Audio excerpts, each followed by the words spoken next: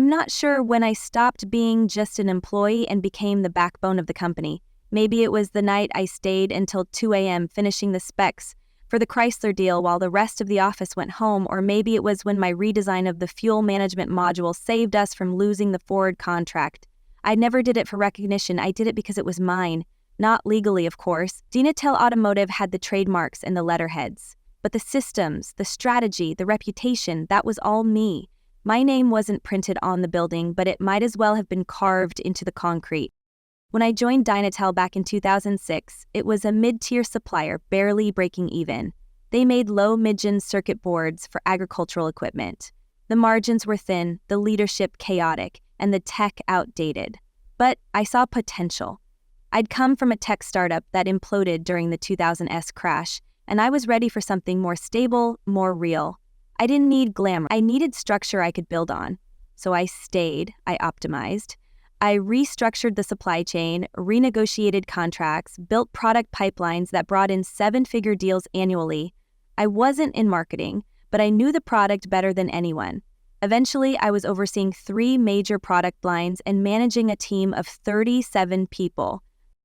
They never gave me a flashy title. I was senior product director, but I was running nearly half of the company's innovation portfolio. Still, I didn't care. Titles didn't pay bonuses, results did. And I delivered them year after year. I became the go-to for everything that mattered. If you needed to know how long the European emission standards would delay rollout, you came to me. If a supplier in Shenzhen stopped returning calls, I had someone on the ground who could fix it. If a product was failing pre-certification testing, I knew the workaround. Quietly, efficiently, always ahead. My team trusted me because I never once threw them under the bus. Upper management respected me because they couldn't afford not to. But the truth is, they never really understood me. Not the way you understand someone you've struggled with. I was dependable, and that made me invisible. That all changed the day Jeff Weston arrived. He was a walking press release. 38, freshly poached from some tech-adjacent firm in San Francisco, wearing startup sneakers and a blazer with no socks. Digital-first mindset, they said, efficiency-focused. What they meant was he had a spreadsheet for a soul. Within a month, he'd replaced half the operations staff and started streamlining product lines. There were rumors of a merger, whispers about private equity interest. I kept my head down. I had seen these types before. They came in loud, made shiny decks, fired some people, and left 6 quarters later with a golden parachute. Then came the calendar invite. No subject line, no agenda, just meeting with Jeff Weston on Monday morning at 8 o'clock. I am sharp. My heart didn't drop. I didn't panic. I just sat there for a moment staring at it. After 17 years, you start to feel the weather change in a room before the storm hits. I knew what was coming. But what Jeff didn't know, what no one in that building knew, was that I hadn't spent the last 17 years blindly loyal. I'd been planning for this exact moment. And the next Monday, it wouldn't be the end. It would be fun. I arrived at the office on Monday, 15 minutes early as always. The security guard greeted me with a hesitant smile. He must have seen the meeting invite too. People think offices are sterile places, all gray carpets and flickering fluorescent lights, but the truth is, they're full of instincts. You can smell tension in a break room, feel betrayal in the air conditioning. That morning, the air was heavy, with something unspoken. I walked to my office, dropped my coat on the back of the chair, and opened my laptop. No emails, no messages, just the appointment blinking at me from the corner of the screen, like a countdown. At 8 o'clock, I am sharp. I knocked once and walked into Jeff Weston's office. He was sitting behind the desk like he'd been rehearsing the pose. He smiled. I didn't. I sat. The silence stretched long enough to be deliberate. Then he cleared his throat, folded his hands like a TED Talk speaker, and said, "Colleen, first of all, I want to thank you for everything you've done for Dynatel." I didn't respond. He took that as his cue to continue. "You've been here for a long time, 17 years, right? That's impressive, and no one is questioning your contributions. In fact, they've been substantial." He paused to let the compliment land, but I just kept looking at him.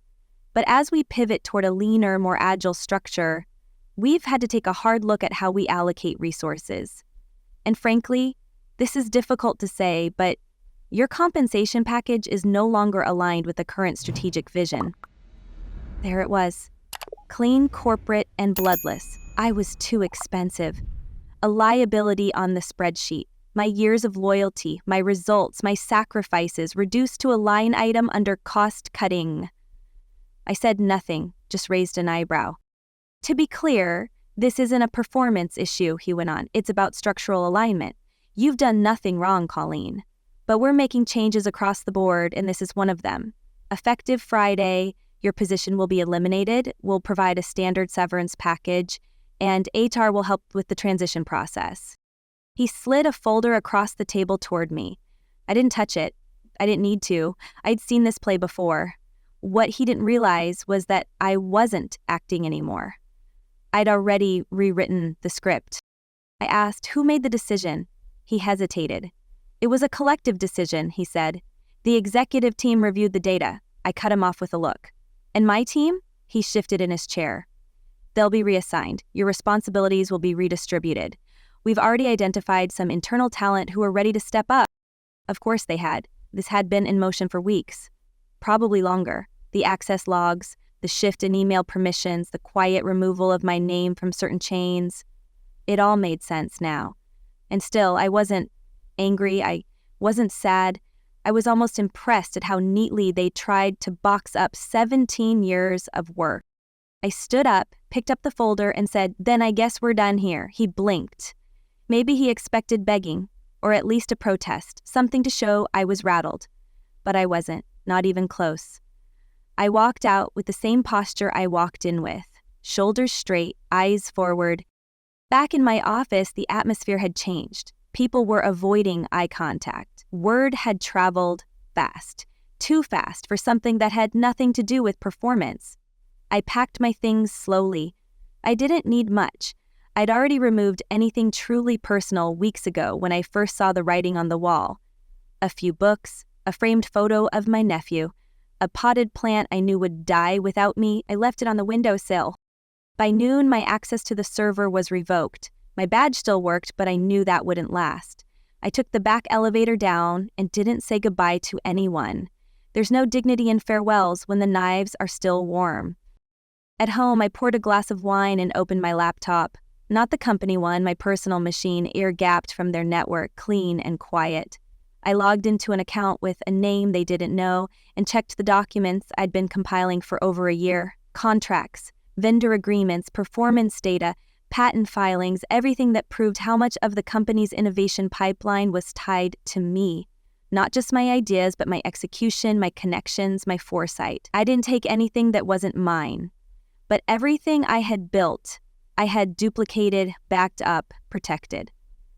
Because I knew this day would come. Maybe not this month, maybe not even this year, but eventually someone like Jeff would come along, look at my salary, and think he could replace me with someone younger, cheaper, louder. He thought he fired me on Monday. What he didn't know was that I'd already fired them months ago. In my head, in my plans, in the way I started building something new beneath their feet. Next Monday, things would look very different, and he would finally understand the cost of cutting what you don't understand. The first thing I did that evening was review the patent filings, not the public ones. Those were clean, formal, polished. I went into my personal archive where I kept every draft, every annotation, every email thread showing the evolution of the predictive voltage regulation system I developed 6 years ago. Dynatel had used it in 3 of their most profitable product lines. It wasn't just a component, it was the heart of their newest generation of energy-efficient module. When I first pitched the system, it was dismissed as too ambitious, not caustical, they said. So I took it home, refined it on my own time, and filed a provisional patent under a dormant LLC I'd quietly set up in Delaware. The company never asked about it again. They just implemented it, assuming I guessed that it belonged to them because I had built it while I worked there. They were wrong. The ownership trail was airtight, and I had legal counsel lined up a year in advance to ensure it stayed that way. That LLC wasn't just a shell. Over the past 3 years, I'd gradually built a consulting arm behind it, quiet contracts with small manufacturing startups, freelance strategy work for mid-level firms that couldn't afford a full-time executive but needed one for a quarter or two. I never used my real name on the front page, only in the contracts. Colleen Mitchell was invisible. But my results were not. I'd even presented at 2 closed-door conferences under a pseudonym, gathering contacts and insights, testing whether I still had value outside of Dynatel. The answer was clear. I did. In fact, I had more value than ever, because I no longer had to ask permission to make decisions. I made a list of names that night: clients, vendors, colleagues who had always been loyal, who had stood by me during failed launches and product recalls, people who trusted my judgment. I knew which of them would take my call, not out of pity, but out of respect. I didn't need all of them. I needed 3. 3 key clients who had multi-year contracts with Dynatel and who had always routed their concerns directly to me. They never liked the bureaucracy, and they certainly wouldn't like the new agile approach Jeff was pushing.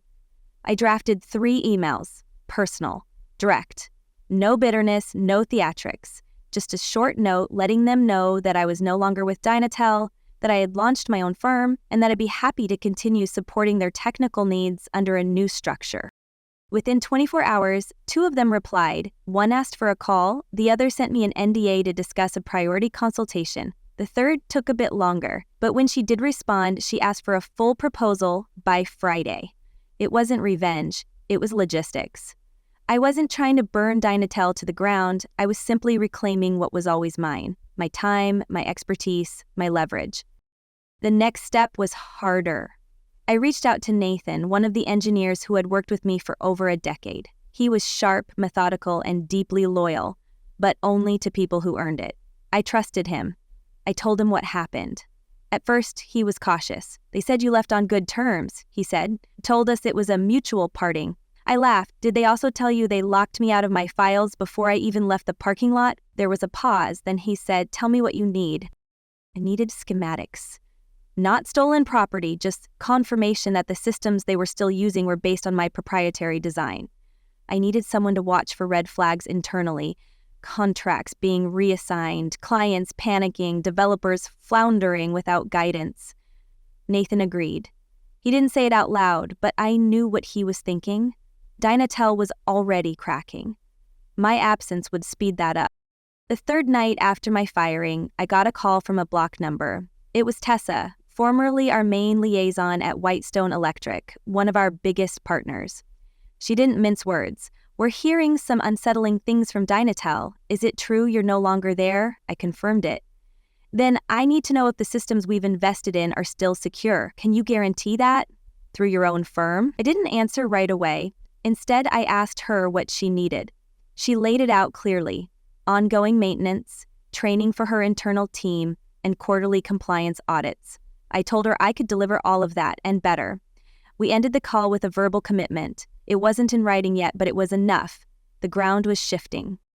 Each conversation, each confirmation was like a brick in a wall I was building between my past and my future, not to hide behind, but to stand on top of. By Thursday, I had formalized the consulting firm under a new brand, VoltPoint Strategies. Clean name, sleek site, custom email domain, press-ready pitch deck. I even hired a freelance copywriter to polish the language. If I was going to re-enter the game, I'd do it at a level that made it clear I'd never truly left. Late that night, I received a forward from a friend still working inside Dynatel. It was a company-way-wild memo from Jeff Weston. The tone was chirpy, overconfident. "As part of our restructuring, we are excited to explore new partnerships and empower emerging talent across our teams." Not a single mention of me. Not a word about why 3 major client accounts had suddenly gone dark. No explanation for the R&D team suddenly missing half its documentation, just corporate glitter masking internal panic. I shut my laptop and stared out the window. It was raining lightly, the kind of quiet storm that seeps in through the walls if you're not paying attention.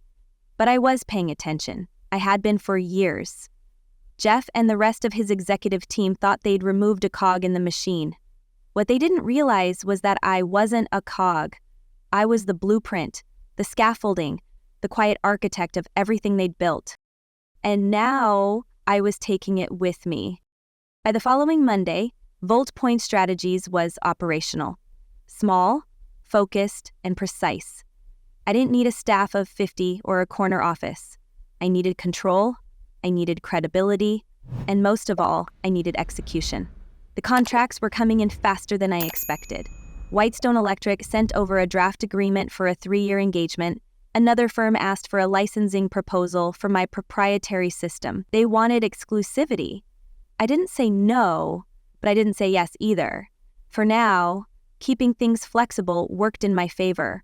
Flexibility was something Jeff's Dynatel couldn't afford anymore. They were locked into deals, staff, timelines, and systems they barely understood. I, on the other hand, had options. Nathan kept feeding me small but critical updates.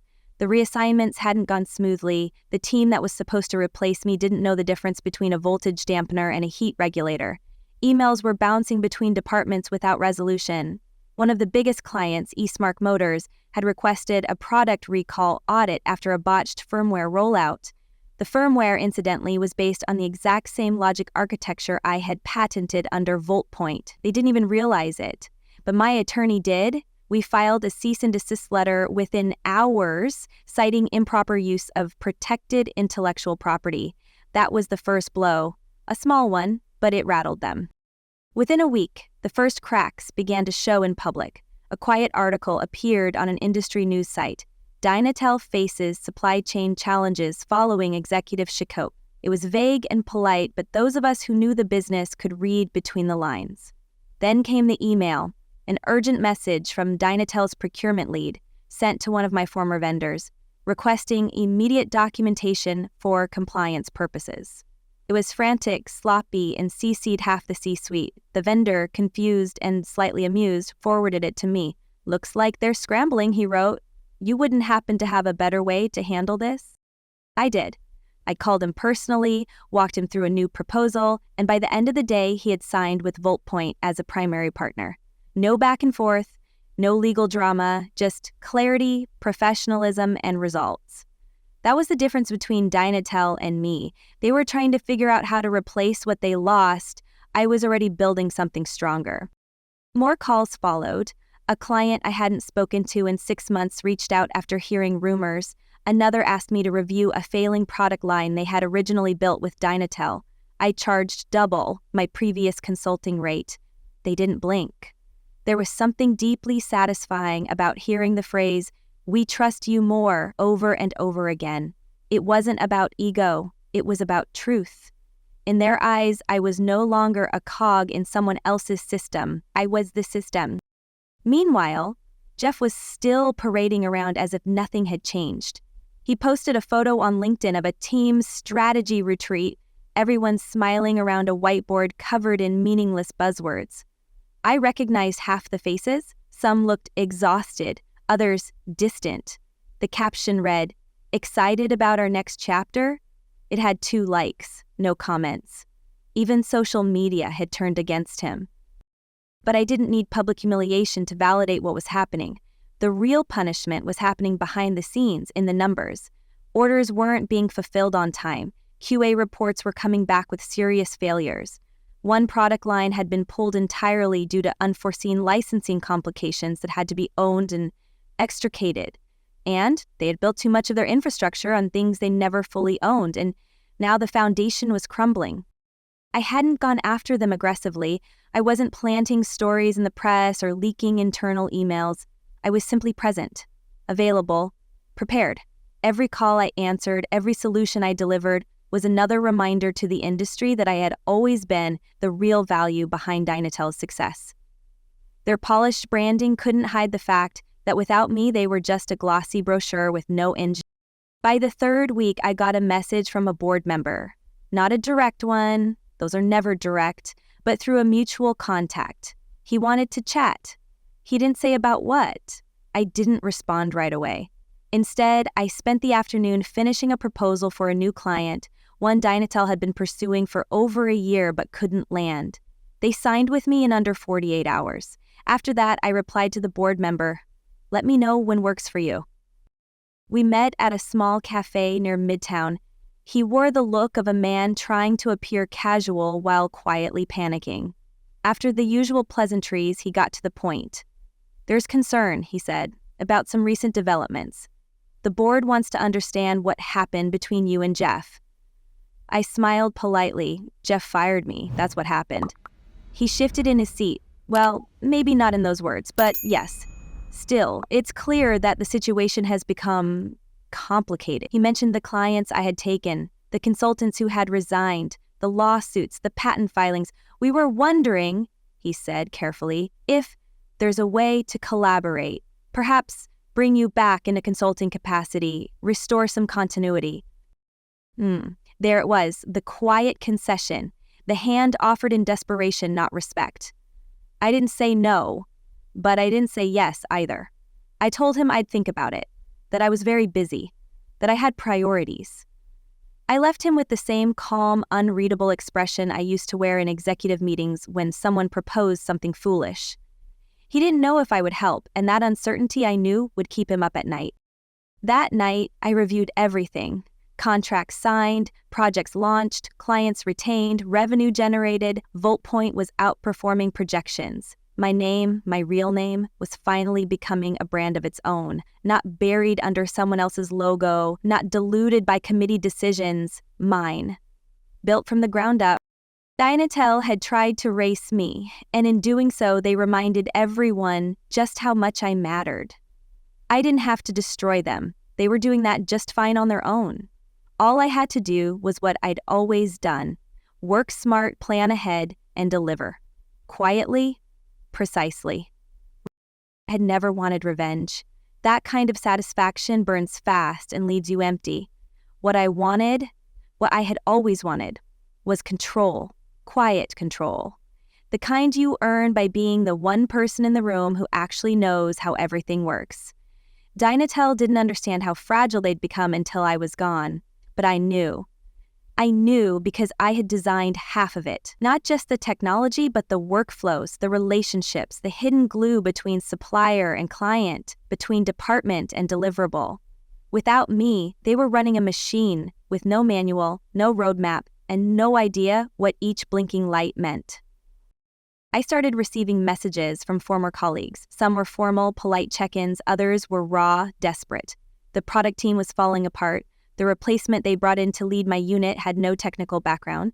A project manager with a marketing degree who spent more time polishing presentation slides than solving problems. Deadlines were slipping, clients were complaining, and inside the company, a quiet exodus had begun. The people who had been with me the longest, who had learned by doing, started resigning one by one. Most of them didn't announce it, they just stopped showing up. I got a message from Nathan one evening that said, "It's happening. Everyone's looking for the exit." He didn't sound surprised, neither was I. What Dynatel never realized was that I hadn't just managed projects, I had held the structure together. Their internal documentation, half of it was written by me. Their cross-departmental workflows, built around my calendar, my deliverables, my style of leadership. When they removed me, they didn't just remove a person. They pulled the keystone out of the arch. Now, everything was sagging, cracking under the weight of its own neglected complexity. The funniest part was that the collapse wasn't dramatic. It was quiet, bureaucratic, and painfully slow. It looked like missed follow-ups, confused interns, and systems no one knew how to maintain. But to those of us watching closely, it was obvious. One of their primary distribution partners suspended a shipment due to technical uncertainty. A minor but essential supplier paused invoicing until IP clarity was confirmed. Their CRM database, built around my integration model, began returning corrupted entries, and no one could trace the source. I could have told them exactly where the problem started. I had flagged it 6 months earlier, but no one had followed through. Now they were paying for it. Meanwhile, VoltPoint was thriving. I wasn't building a replacement for Dynatel. I was building a correction to everything they'd gotten wrong. Leaner, faster, smarter. I didn't need layers of middle management to approve every client-facing email. I didn't need to justify every decision to people who didn't understand the product. I just delivered. And clients noticed. The tone of the industry shifted. People who had once casually referred to Dynatel as the default were now saying things like, "VoltPoint gets it," and "they're who we should have gone with from the start." It wasn't gloating, it was recognition. the kind that lasts. Then came the lawsuit. It started as a formality. Jeff's attempt to push back against the loss of clients and contracts. He claimed breach of fiduciary duty, conflict of interest, theft of proprietary information, but it fell apart quickly. Every contract I had signed was clean. Every handoff had been documented. Every client had reached out to me, not the other way around. My legal team dismantled the claims in a single response. Then we filed a counterclaim citing unauthorized use of my patented voltage optimization model. That one stuck. The internal panic was obvious. Jeff tried to spin the situation in a quarterly shareholder call, claiming temporary setbacks due to leadership transitions. But the numbers didn't lie. Revenue had dropped 12%. Projected growth had flatlined. 2 of their biggest contracts had been suspended. The board began asking questions, real ones, and when Jeff failed to produce answers, they began looking elsewhere. I heard from Tessa at Whitestone again. She said they called us trying to salvage the partnership. I told them we were already fully covered. By you, she laughed. You should have seen the silence on the line. I didn't laugh, but I smiled. Quiet victories always meant more to me than the loud ones. I started getting interview requests from trade publications, from industry podcasts, even from local business outlets. I declined most of them. I wasn't interested in telling the story while it was still unfolding. I wanted the results to speak first. Still, I agreed to one appearance at an industry panel. The topic was sustainable innovation at scale. I spoke plainly. I talked about building systems that outlive personalities, about the importance of quiet operators who hold the line when leadership chases headlines. I never mentioned Dynatel by name, but everyone in the room knew exactly who I was talking about. After the panel, a young woman approached me. She said she used to intern at Dynatel years ago and remembered how I'd taken time to explain a system failure to her when no one else would. You were the only one who cared if we actually understood what we were doing, she said. That moment meant more to me than the applause, because that was what mattered. Building things that lasted, helping people who were overlooked, doing the hard work no one wanted to talk about until it was gone. As Dynatel flailed, I kept moving forward. I wasn't watching them anymore. I didn't need to. They were collapsing on a schedule I could have predicted to the week. My focus was on what came next, scaling VoltPoint, bringing in new minds, refining our services. I wasn't chasing contracts. They were coming to me. I wasn't fighting for relevance. I was setting the standard. When the news broke that Jeff Weston had stepped down, I was in a client meeting. The headline flashed on a phone screen across the table. I barely acknowledged it. My client raised an eyebrow and said, "That took longer than expected." I just nodded. The meeting continued. I had never needed to raise my voice to prove a point. I didn't need to slam doors or write dramatic emails. I just needed to do what I'd always done: pay attention, stay prepared, and act when the time was right. They had underestimated me, and now they were paying for it, not because I wanted them to fail, but because they made the mistake of thinking they could win without understanding what it took to build. When the official announcement came through that Jeff Weston had resigned, the language was sterile, corporate, and laughably transparent. After careful consideration, Jeff has decided to explore new opportunities and spend more time with his family. It was the kind of line executives hide behind when the real story is too messy to put in print. The press release hit the wire late on a Friday afternoon, buried between earnings reports and acquisition rumors, the classic slot for stories companies hope no one will notice. But the industry noticed. Everyone did, because by then the damage had already become too obvious to ignore. Dynatel's most critical projects had stalled. Their licensing agreements were under scrutiny. They had lost 3 of their biggest clients, all of whom had quietly moved over to VoltPoint. And internally, the company was in chaos. Engineers leaving, legal scrambling, vendors growing cautious. I didn't need to push. I just needed to maintain my course, let the storm they created finish what I had already outmaneuvered. The board never reached out directly, but I knew they were watching. Every client I secured, every headline I avoided, every contract I fulfilled, it all sent a message. I wasn't angry. I wasn't bitter. I was deliberate. I had built my name the same way I'd built every system I ever touched, one brick at a time, silently, precisely, and with purpose. What separated me from Jeff was never about charisma or charm. It was about comprehension. He read data, I understood it. He chased optics, I built foundations. That's why he failed, not because I wanted him to, but because he never learned how things really worked and never cared to ask the people who did. Shortly after his departure, I received a formal letter from Dynatel's legal department. It was an offer masked as a negotiation. They proposed a consulting contract, temporary, flexible, generous on paper. They wanted help stabilizing technical operations and restoring legacy systems. I read it twice before placing it quietly in a drawer. There was a time I might have taken the call, not for money, but for the principle of fixing what I'd built. But that time had passed. I had no interest in repairing what they chose to destroy. They didn't want help, they wanted rescue, and I wasn't going to be their lifeline. Instead, I focused on expansion. VoltPoint was no longer a startup, it was a solution. The team I built was small but exceptional. People who didn't need titles to contribute, engineers who understood nuance, project managers who prioritized clarity over politics, and consultants who had no interest in playing office games. We were lean, fast, and dangerous.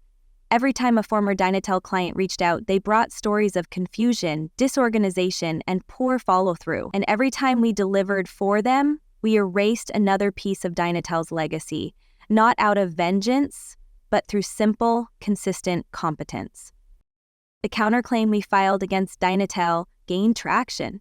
Their unauthorized use of my patented voltage system couldn't be buried, not with the documentation I had, not with the timestamps, not with the licensing chain. Their attorney stalled, deflected, and tried to settle. But I had no reason to rush. The longer they dragged it out, the more the public narrative tilted. Investors became nervous. Internal stakeholders demanded explanations. And eventually, Dynatel agreed to a settlement, quiet, confidential, but substantial. I didn't need to disclose the figure to know what it meant. I had taken the one thing they thought they owned and made it legally, publicly clear that it was never theirs to begin with.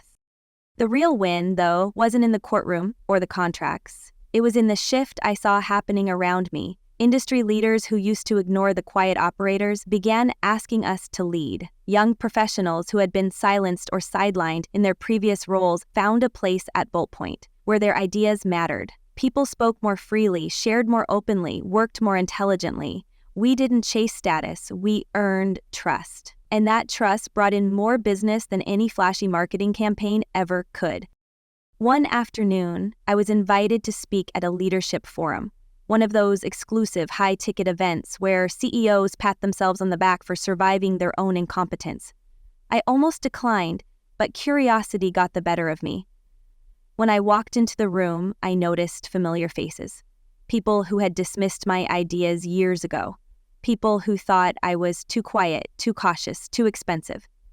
I took the stage and told the truth. I spoke about systems, not just technological, but human. I spoke about the cost of ignoring the people who do the actual work, the damage done when ego outweighs experience. I didn't name names. I didn't need to. Everyone in that room knew what had happened. The silence that followed wasn't discomfort. It was realization. After the talk, a woman approached me. She was the newly appointed COO of a competing firm. She said she'd watched my story unfold and wanted to learn. Not partner, not pitch, just listen. That moment mattered not because of who she was, but because of what it represented. A quiet shift in the culture, a return to substance over showmanship. That, more than anything, was my goal. I hadn't ruined Jeff Weston's career. He had done that himself. I hadn't dismantled Dynatel. They had collapsed under the weight of their own shortcuts. All I did was build something better, steadier, and smarter in the meantime. I didn't gloat. I didn't take victory laps. I worked, I led, I proved. And in the end, they came to me. Not because they wanted to, but because there was no other option left. The final court notice came on a Thursday. Case closed. Agreement reached. My intellectual property was mine. On record, undisputed, irreversible. That night, I went home, poured a glass of wine, and sat by the window, not to celebrate, but to breathe. To recognize that for the first time in nearly 2 decades, I I wasn't holding up someone else's empire. I was standing inside my own. And it was only just beginning. The following Monday, I walked into the Dynatel building for the first time in months. I wasn't carrying a box of personal items or a resignation folder or a security badge. I didn't need any of those things. This time, I was listed on the schedule as a guest, a consultant, a name now attached to a company far more relevant than the one I had helped build and watched nearly collapse. VaultPoint Strategies had entered a strategic partnership with Dynatel's new interim leadership, on my terms, at my rate, under my contract. I wasn't there to save them. I was there to observe what was left, deliver what they couldn't, and then leave again, untouched by their chaos. The lobby looked the same: cold lighting, glass walls, a minimalist reception desk trying too hard to look expensive. But the energy had changed. People made eye contact again, cautiously but with curiosity. I saw some familiar faces. Some nodded, some looked away, others froze like they were seeing a ghost. I smiled at the receptionist, a new one. She checked my name, verified the time, and gestured toward the elevator. No one stopped me. No one asked questions. In that silence was a respect I had never been given when I worked here, because back then I was part of the machine. Now, I was the one who had survived outside of it. I took the elevator to the 6th floor, the executive level, a floor I had walked dozens of times but never truly belonged to, not because I lacked the qualifications, but because people like me were never the ones promoted into corner offices. We were the ones building the floor plans. I stepped into the boardroom and sat at the head of the table before anyone else arrived. I looked out the window, same view, but everything about the perspective had changed. The meeting began 5 minutes late. The interim CEO, a man named Robert Wells, came in with 2 board members and a stack of documents. They were courteous, formal, and slightly nervous. They had read the reports. They had seen the numbers. They knew I had them exactly where I wanted them. They laid out the framework. VaultPoint would assist with the integration of new systems, advise on rebuilding technical infrastructure, and oversee the legal transitions related to recent IP corrections. All of it was necessary, but none of it was urgent to me. What mattered was that I wasn't negotiating anymore. I was dictating, calmly, professionally, and without emotion. After the meeting, one of the board members pulled me aside. He was older, the kind of executive who still used phrases like due diligence in casual conversation. He said, "You know, Colleen, a lot of people wouldn't have handled things the way you did. You never retaliated publicly, never made a scene. That takes strength." I met his eyes and replied, "No, that takes discipline. Strength is what you use to hold up the structure while everything else is collapsing." He didn't respond, but I saw the understanding click behind his gaze. As I walked through the halls to leave, I passed my old office. The nameplate had been removed, the door was closed. I didn't look inside. I didn't need to. Everything that had once been in that room, every process, every system, every ounce of trust, was now living elsewhere, in a place where I no longer had to ask permission to lead. Outside, the sky was clear, the air crisp. I paused for a moment on the front steps, breathing in the quiet. No cameras, no applause, just me, standing where it had all begun, and knowing with absolute certainty that I'd never be back, not because I had failed, but because I had finally outgrown it. There's a kind of justice that doesn't need headlines, the kind that happens slowly, methodically, through competence, focus, and the quiet refusal to let small men shrink your vision. I hadn't just reclaimed my power, I had expanded it, redefined it, made it unreachable to the people who once thought they could control it. And as I walked away from that building for the last time, I didn't feel victorious. I felt whole, unburdened, complete, and ready for whatever came next.